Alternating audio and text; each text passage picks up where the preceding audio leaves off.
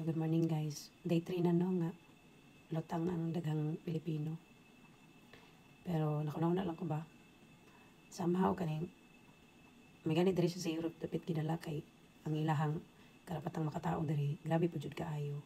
Kung siguro mas atimanon pa nila si tatay diri kaysa pag-treat sa mga kapwa Pinoy itong labi na niya ilang leader nga si Tory na mo claim pa nga wala daw pisikala na hitabo pero dagan kay video nagkalat na grabe wagas jud.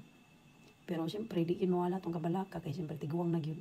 Imagine mong papa dalo sa layong dapit yung wala ka kabalo nya antud karon wala kabalo kuan. I've heard na ugma daw magsugod ang iyahang kuan first hearing pero di pa na siya confirm.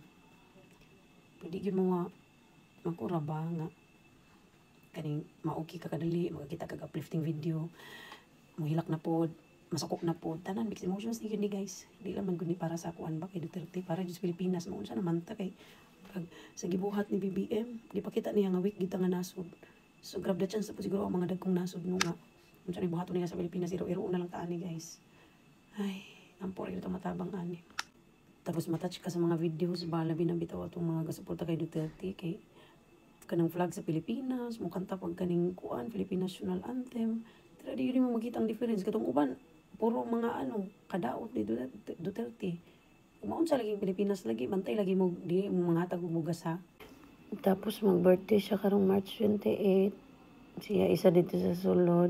I mean, okay man, dagan kay facilities, pero lahi raman yun pagkauban ni yung pamilya. Pero sa nakita dyan na ako, no? Mga FW good, grabe. Unat kaayo. Ang uban nato sa Netherlands, bakit? Grabe, gikan pa itong trabaho, diretso dito.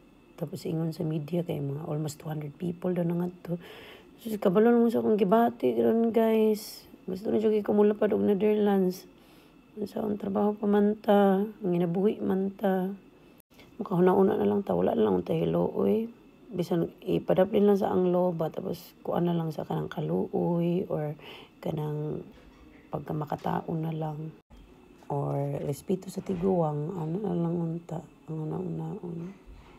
Hindi pa na ako ma-imagine, taga makakita dyan picture or video ni Duterte. Mura dyan kong, kumutun dyan akong kasing-kasing guys. Mura na kong naon sa ani. Di raman siguro ako, dangan yun tanang naon sa ani. Makalutang yun ang mga panghitabo.